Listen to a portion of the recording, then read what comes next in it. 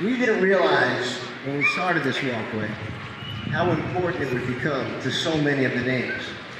Some folks, maybe they can't afford a gravestone, maybe they really want to make a big impression with a banner road. Lead Spray's funeral home added a banner road this year. But some folks use this is their place of reverence, of honor, of memories. So it's really an important walkway, and we really hope that everybody gives it the kind of respect that it needs. And if you see somebody dropping ice cream or a dog relieving themselves, remind them of what this walkway really means to so many people. One particular incident we had, and not really an incident, a blessing we had, is during the ordering process, we get notes from folks that fill out the order sheet in their donation.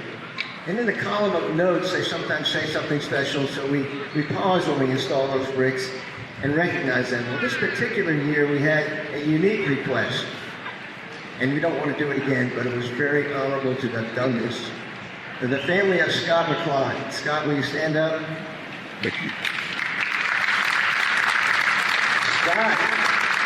Scott's family donated a brick for Scott. But during this process, the last few months, his brother John passed away. From what I understand, John was a really exceptional individual.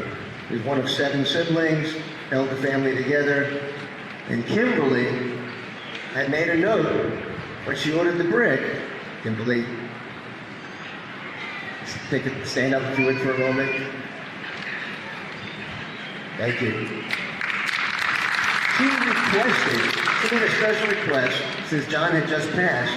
Would it be possible for us to install John's ashes under Scott's brick, the brother's brick?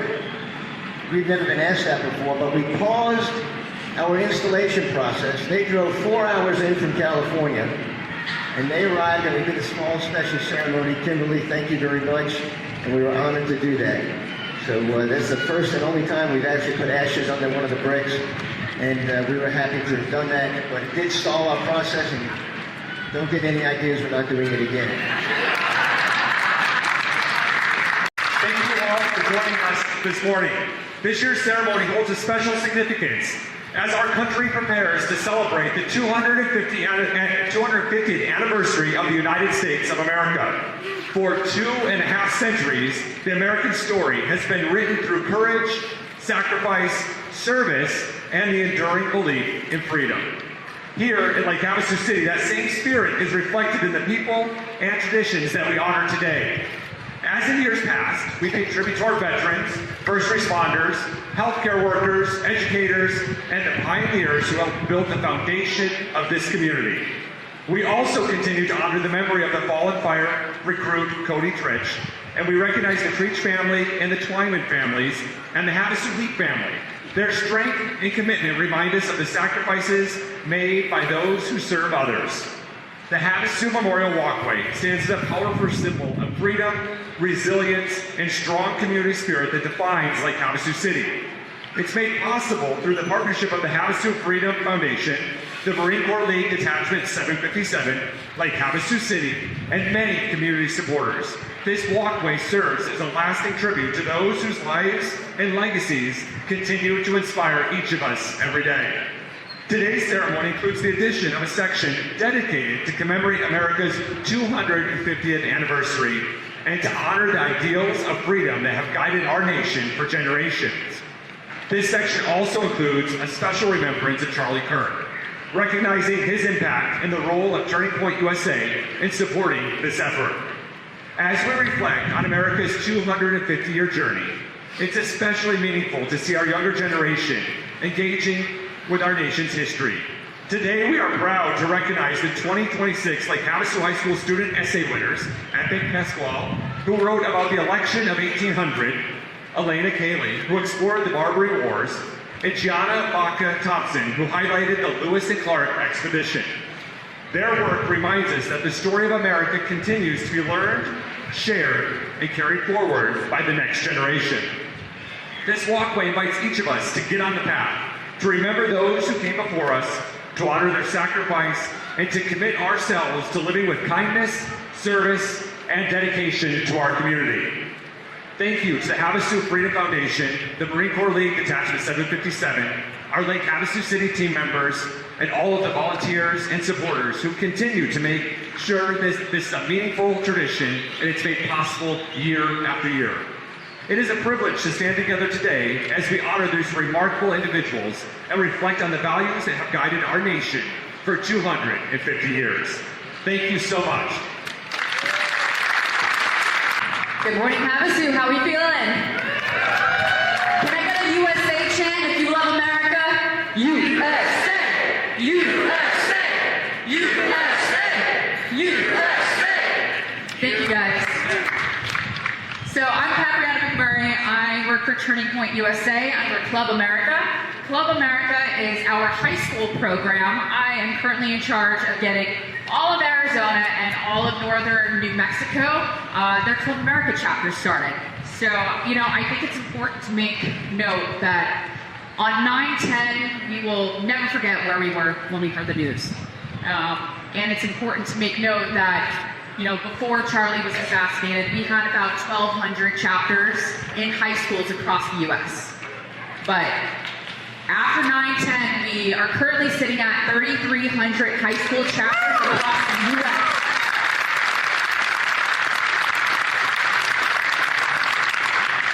I think it's important to realize just how many young patriots have risen up in Charlie's honor to just go with his legacy. They're starting their own legacy at their own high school, starting Turning Point chapters. We have Susie. I don't know where she is. Susie, she's right over there. She is our college rep. She is the one that's getting Turning Point USA chapter started in colleges here in Arizona. Now, we have our whole team. We have Texas Turning Point Action as well. So, I want to read a speech that Tyler Boyer, our COO, he is COO of Turning Point USA and Turning Point Action. He couldn't be here today because he is at a conference at headquarters. So, I was talking to Tyler on the phone the other day, and, he was going to write a speech, and I just decided, we had a good conversation about Charlie and just all of his memories. He has known Charlie for over 12 years. He was working with him hand in hand. He probably knows Charlie better than anyone aside from Erica. So I'm going to read something that Tyler wanted me to say to you today. So in talking to Tyler, Tyler said this. He shared that over the past 12 years, he was fortunate to spend more time alongside Charlie than almost anyone. Are you there? And what he wanted people to understand most is this. Charlie cared more about his babies than anything else. And Turning Point was one of his babies. Tyler and Charlie fought every battle imaginable against people trying to destroy what they were building. Literal blood, literal sweat, and literal tears were poured into making Turning Point a reality. And at the very heart of that mission, something incredibly important to Charlie happened. It was the idea of reaching out to young people. The work happening in our high schools through Club America is some of the most critical work there is. In many ways, it's the most foundational part of what Turning Point is, because that's where Charlie's own story began. Charlie got his start in high school, and that's where he first began fighting the good fight. He was a big basketball guy, a big sports guy, but even then he felt called to something bigger.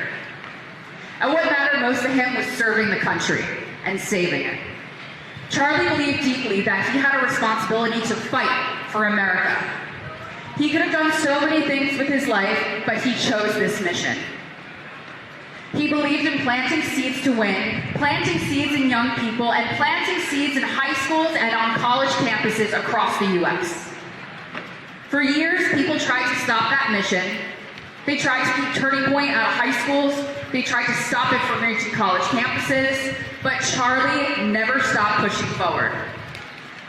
Because he believed the most important work was building something so big and so strong and so rooted in young people that the left simply couldn't deny it. And that mission, planting those seeds for the future of this country, is what Charlie gave everything for. Thank you.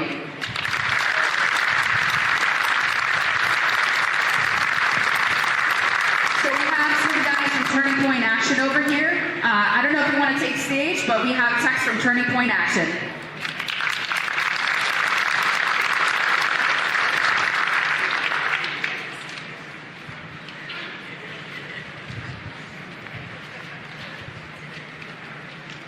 never met somebody that looks more like their name than this fellow right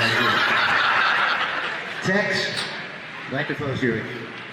This Bowie probably doesn't need the mic. Good morning, ladies and gentlemen. Thank you for joining us here today. My name is Tex Gillespie. I'm the Senior Manager for Tree Point Action in Northern Arizona. Before I begin, I have an important question that I would like to pose to each and every one of you. Something to consider. What do you call a house that doesn't weigh a whole lot? A lighthouse. And that right there's my speech. Have a great day, guys. For those of you who don't know me, I knew Charlie Kirk for almost 10 years. Every organization is required to have a resident village idiot, and I am proud to have that role in 24. So I first met Charlie back in 2016. I actually helped found 2 separate USA chapters, one at U of A and one at ASU. So I've known Charlie for almost a decade. So there are 2 things really that I want to talk to you all about. The Charlie that I knew, and where we go from here, which is after his passing. So the Charlie that I knew. Well, you all heard the way I opened up this speech. That tells you all you need to know about me. I made it my life's mission to get Charlie to laugh at one of my horrible jokes. It never happened. But when you listen to me, Charlie, Erica is still here, and I will get her to laugh. Just you wait and see. So Charlie was the one who actually asked me to move out here to Lake Havasu City. And he asked me to move out here literally on September 1st, 9 days before his passing. The most critical thing to Charlie was fighting for the country that he remembered, that he believed in, that he wanted to see come back. And there are 3 aspects to that he would always say. God, country, and faith. God, country, and family. Those were the 3 most critical things they had. Now, over the course of the time that I knew him, what a lot of people don't know is that away from the cameras, away from the paparazzi, away from the press and all the big events, Charlie was actually a very private person. He enjoyed his solitude. His favorite place to be was in the gym. There's a gym at our headquarters in Phoenix. That was his favorite place to be, where he could get away from the cameras and just focus on himself. Everyone who works at the office can remember it, where you would just see Charlie with his earbuds or his headphones in, just going away in the gym, completely ignoring everyone. Everyone. You could talk to him about the most critical news that was going on the day, being like, oh yeah, that's fine, cool. And then he'd go right back to doing his workouts. That's where he loved to be most, where he could just work on himself and commune with God at the same time. I remember this one time I was in the gym with him. Me and some buddies we were just goofing off. I was telling my bad jokes as always. Charlie never once laughed at them. But one time he did turn to me after I just finished making one of the jokes. He said, Tex, you know what your best attribute is? It's not your work ethic, even though you're a hard worker. It's not your passion, even though you're one of the most driven people I know. It's that you have an uncanny talent to bring a smile, a laugh, and good cheer wherever you go. And bear in mind this, guys. I known him for 10 years, but I wasn't a close friend of his. He was my boss. He was my hero, my mentor. I didn't go to the bar with him each day after. He never drank. Couldn't have even if I wanted to. But Charlie was the kind of man, a very rare kind, who would take the time to learn everything there was to know about the people under him. And not just their name. He wanted to also know their stories. A good example of that is one of our coworkers who unfortunately couldn't be here today, Jeff. He was hospitalized a couple of weeks ago, but he wanted to be here. A few months prior, Jeff had never met Charlie. Never had even spoken with him since that. His son was hospitalized for a problem with his leg. Just 2 weeks before he came into the office for a major training. Jeff was just sitting inside the lunch area in our headquarters when Charlie walks up to him. And once again, never had spoken to Charlie before in his life, not once. Charlie walked right up to him and said, "Hey Jeff, how's it going? How's your son? Is he feeling better? Is he out of the hospital yet?" Charlie took the time to learn everything there was to know about every single one of his employees. And we have over 2,000 intern employees. Folks don't realize that there are actually 3 separate branches of Turning Point under the Turning Point umbrella. There's USA, there's Action, which I'm with, and there's Turning Point Faith. And Charlie knew every single one of us personally. That's the Charlie that I knew. So what do we do from here? A lot of folks are going to say that Charlie's legacy is ours to fight for now. Me personally, I try to avoid saying that, if only because it doesn't really tell you all that much. We must fight for Charlie's legacy. Great. What does that mean? What do we do? How do we go from here? From the Charlie I remember, I can tell you exactly what he would want you to do. Get involved and stay in place. So what does that look like? Every single one of you has a voice. And every single one of you has the ability to make a difference in your local area. So get involved in your local area. Join your local party. Get involved in your local clubs. Become a precinct committeeman. I would challenge each and every one of you, before you leave today, visit the Turning Point Action table. Speak with our Turning Point Action representative, Amber Clinky, and get involved as a precinct committeeman. Sign up. Do that before you leave. If you're not registered to vote, we can help you with that as well. Absolutely get registered to vote and make your voice heard. That is how we actually fight for Charlie's legacy. That is how we actually honor him. God, country, and family. You heard from Capriana and from Tyler's speech on just how important his family was.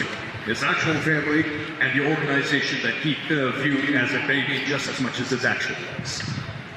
For me, I hope that you all learned what Charlie thought you could do to fight for our country.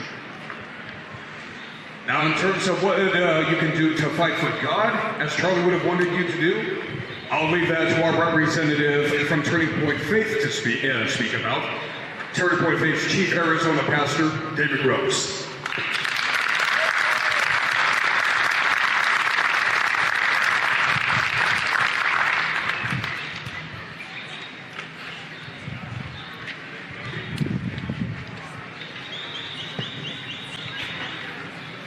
Thank you, Tex. Good morning. It is so good to all of you this morning. Thank all of you for being here today under the bridge for a very special moment in this community. Today we gather to dedicate the Charlie Kirk Memorial Walkway. This is more than just a path along the water. It is a place that will remind future generations of a man who loved this country, loved freedom, and inspired millions of young people to stand up for truth. Charlie Kirk was a voice of courage in a time when courage was not always popular.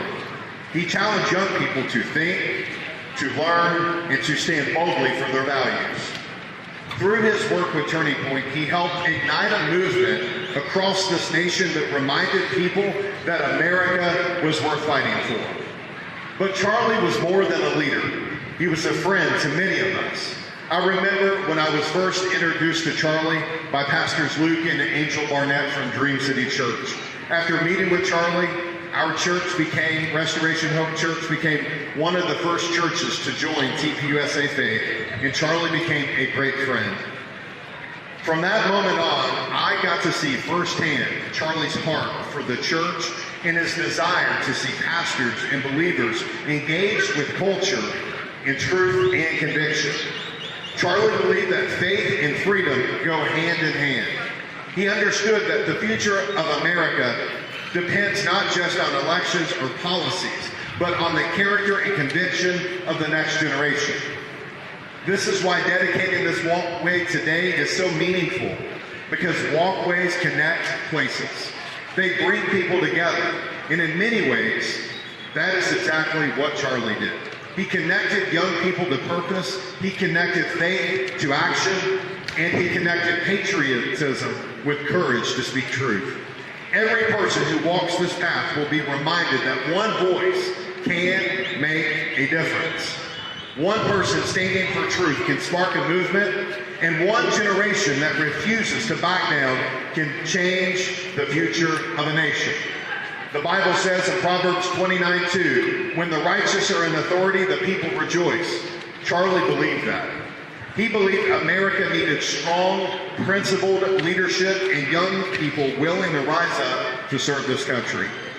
Today, as the Charlie Kirk Memorial Walkway is dedicated, we're not just remembering the past. We are making a commitment for the future. A commitment to keep standing for truth. A commitment to raise up the next generation of leaders. And a commitment to never be silent when freedom is on the line. Charlie's voice may no longer be with us, but his impact will continue to echo for the lives that he changed and the movement that he helped build. May this walkway stand as a lasting reminder in Lake Havasu City that courage matters, faith matters, and the future of America is always worth fighting for. Thank you for being here. May God bless you, and God bless the United States of America. Thank you. Okay, right here, guys.